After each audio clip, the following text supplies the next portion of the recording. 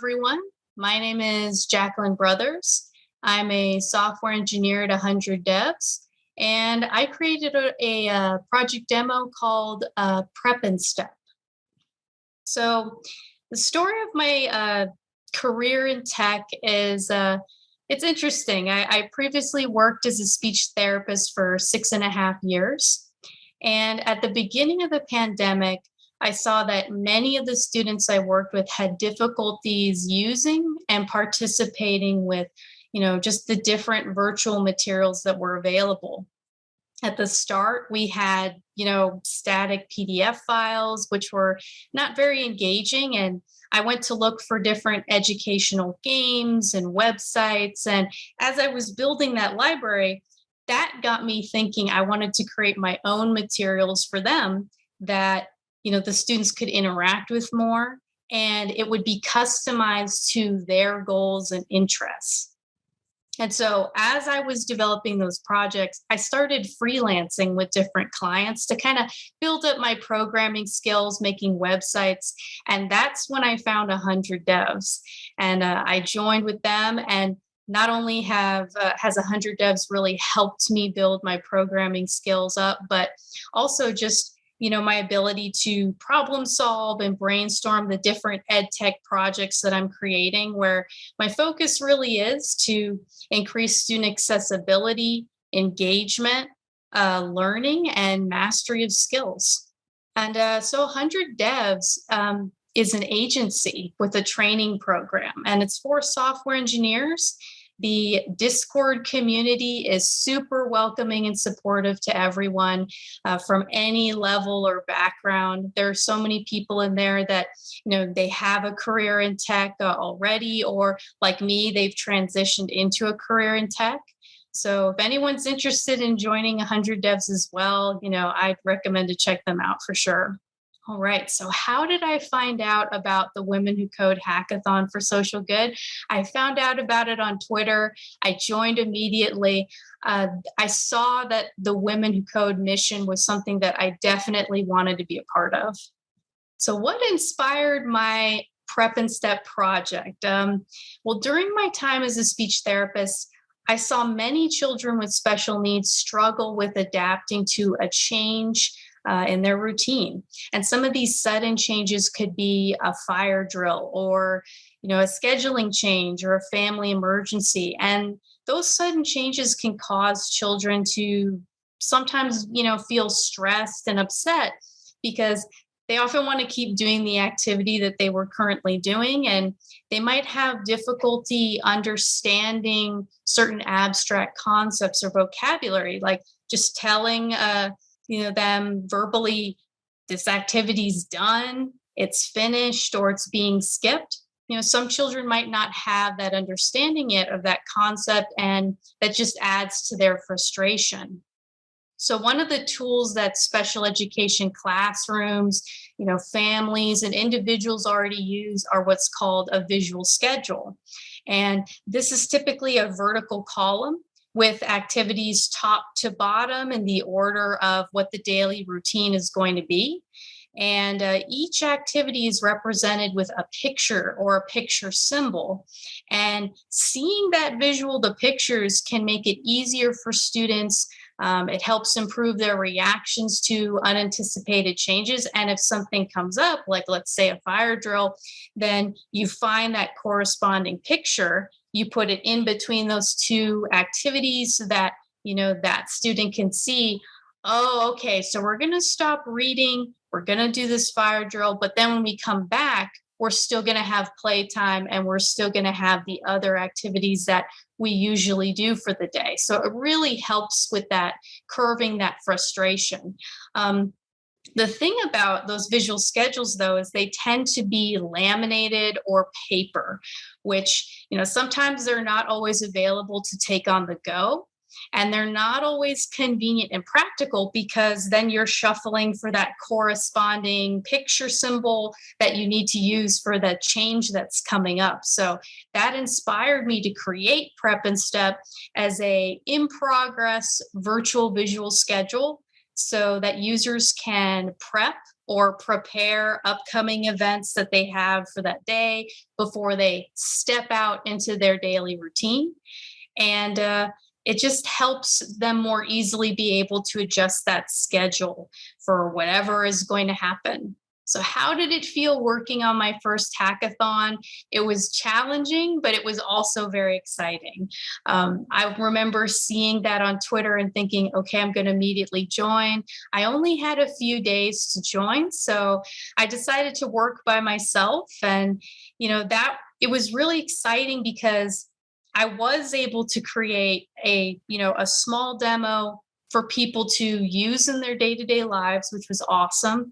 But it was also really cool to be pushed to try something new. Beforehand, I had really just programmed, activities or simple projects for student groups.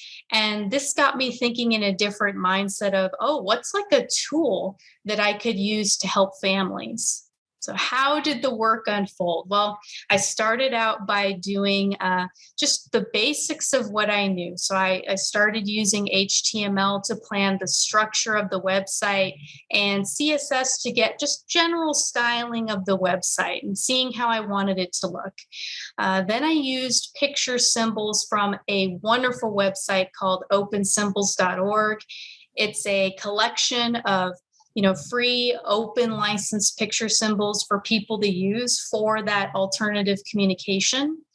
And as I was choosing the picture symbols that I wanted to do for the demo, I also started working on the JavaScript. So basically, I wanted the program to respond to mouse clicks. So when the user logs in, they see the vertical column. It has 5 activities so far, and each activity has a default image or a placeholder image.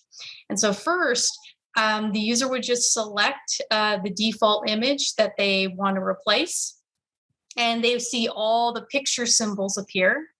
And right now, the picture symbols I have are just for simple things you might have during the day. Like there's a picture symbol for breakfast. There's one for, going to the park or reading or speech therapy. And so they would pick that symbol. So let's say the user wants to start their day with breakfast.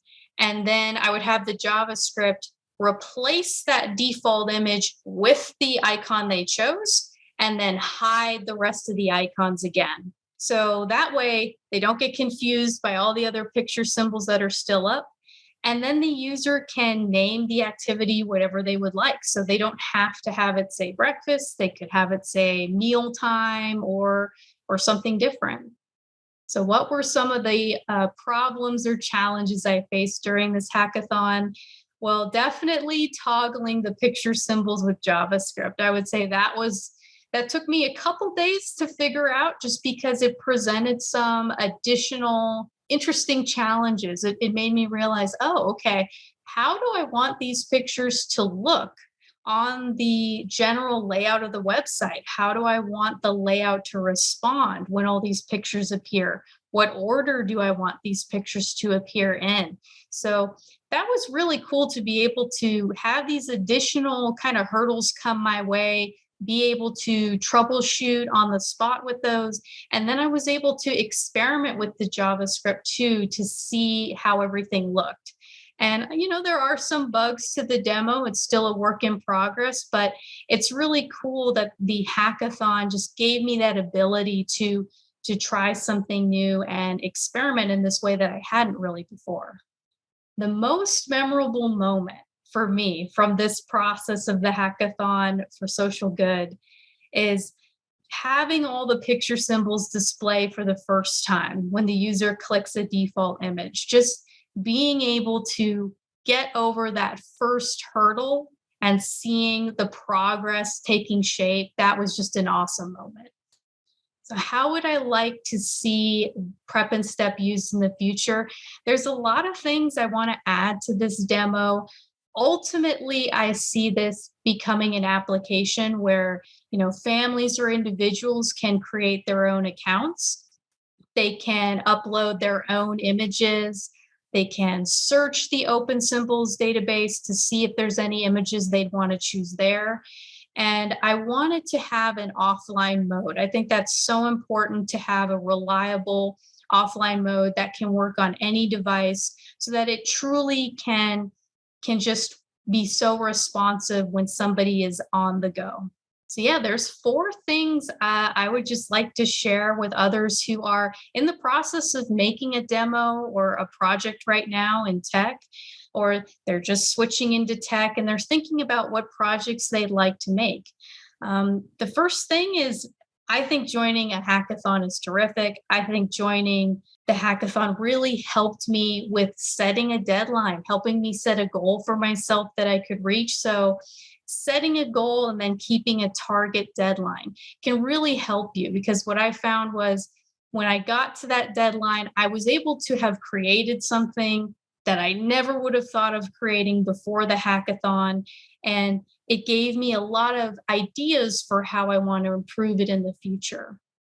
Also, finding a supportive community, whether it's Women Who Code, 100 Devs, a group of, individuals or friends in tech that are really supportive.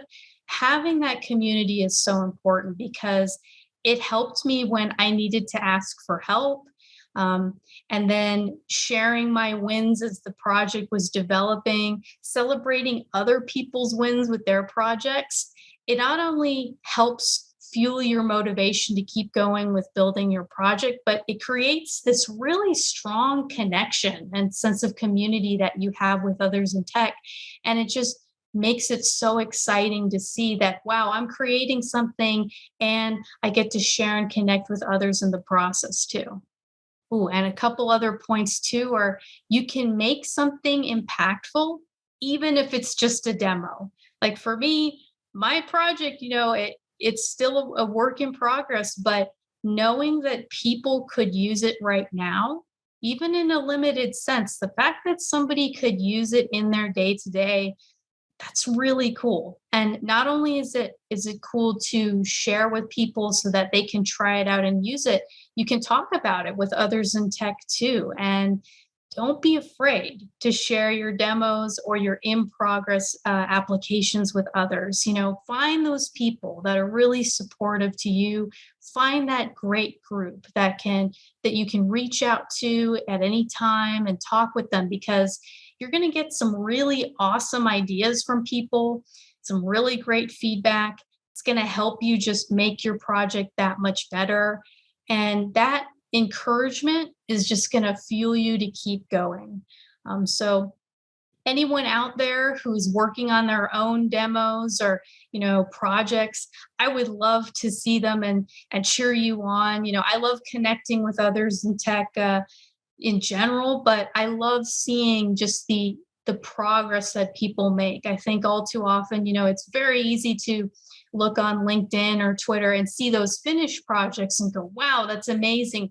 But seeing the in progress too, seeing the steps that other developers take or other teams take to have something take shape, that is really awesome to see. It adds that inspiration to, whatever I'm doing. So, thank you so much out there for listening, and best of luck to you on your projects and your demos as well.